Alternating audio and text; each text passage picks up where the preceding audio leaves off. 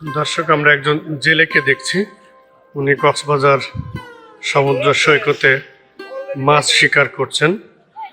তো একটা বিষয় লক্ষ্য করলাম যে উনি যত্রতত্র জাল ফেলছেন না, শুধুমাত্র নির্দিষ্ট এলাকায় এবং খুব ভালো করে পর্যবেক্ষণ করে তারপরে তিনি জাল ফেলছেন।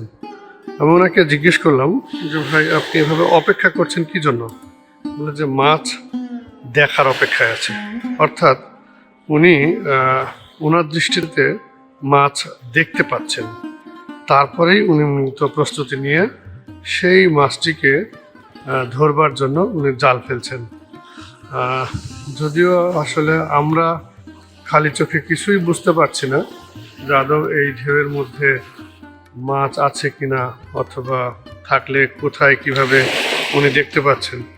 আছড়ে পড়া এই ঢেউয়ের মাঝে ঢেউয়ের সাথে মিশে হয়তো মাছ পর্যবেক্ষণ করে তারপর উনি শিকার করছেন, যেটা আমাদের খালি চোখে হয়তো আমরা দেখতে পাচ্ছি না। ওনারা ওনাদের অভিজ্ঞতার আলোকে এভাবে মাছ শিকার করে থাকেন।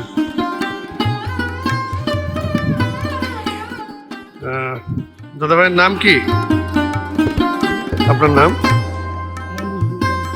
না, একটু জাস্ট জানার জন্য যে ভাই, আপনারা কত বছর এই পেশায় আছেন? কত বছর পেশায়? হ্যাঁ, তাই শুধু কি মাছ শিকার করেন, এর বাইরে অন্য কোনো কাজ করেন? ও, শখের বসে। আচ্ছা আচ্ছা, ঠিক আছে। তো এখানে অনেকে শখের বসেও আসলে মাছ শিকার করেন। তো যারা শখ করে মাছ শিকার করে তাদের ব্যাপারটি সম্পূর্ণ আলাদা। তারা মূলত যারা শৌখিন জেলে, তারা কিন্তু মাছ শিকারের উপাদান পেলেই নেমে পড়েন পানিতে, খালে বিলে নদী নালা, যেখানে সুযোগ পায় সেখানেই তারা মাছ শিকার করে থাকেন।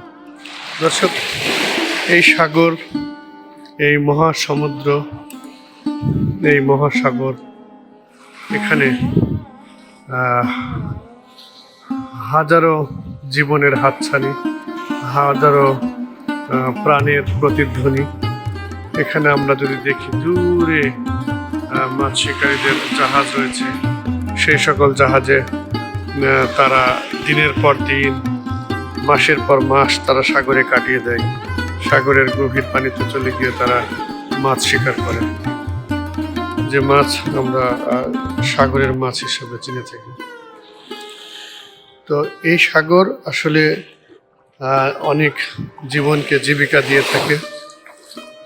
কেউ বা মুক্ত কুড়িয়ে পায়, কেউ বা সাগর থেকে মাছ শিকার করে, কেউ বা শখের বসে ঘুরে বেড়ায় এই সাগরে। আবার কারো কারো অবশ্য এই বিচে ঘুরতে আসার পরে স্বর্ণ অলংকার হারিয়ে ফেলে, মোবাইল, মানি ব্যাগ এবং বিশেষ করে পায়ের জুতা, স্যান্ডেল, প্রয়োজনীয় জিনিসপত্র তারা বিচের উপরে রাখে। একসময় জোয়ারের ফলে ঢেউ আসতে আসতে ভেসে নিয়ে চলে যায়।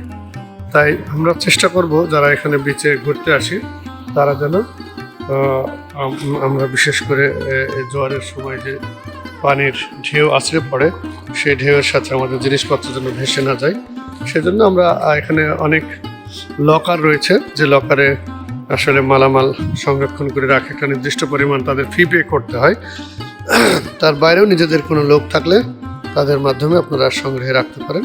তারপরে সাগরের পানিতে আপনারা ইচ্ছে মতো ডুব সাঁতার দিতে পারেন। ধন্যবাদ এতক্ষণ আমাদের সাথে থাকবার জন্য, ভিডিওটি দেখবার জন্য। আমরা এই মুহূর্তে রয়েছি লাবণী পয়েন্টে। খুব সকালে আমরা এসেছি, যার কারণে এখন কিছুটা মানুষের চাপ কম। তবে ওই দূরে দেখা যাচ্ছে সুগন্ধি পয়েন্টে অনেক লোকজন ভিড় করেছে। আমরা আস্তে আস্তে সেদিকেই যাবো ইনশাল্লাহ।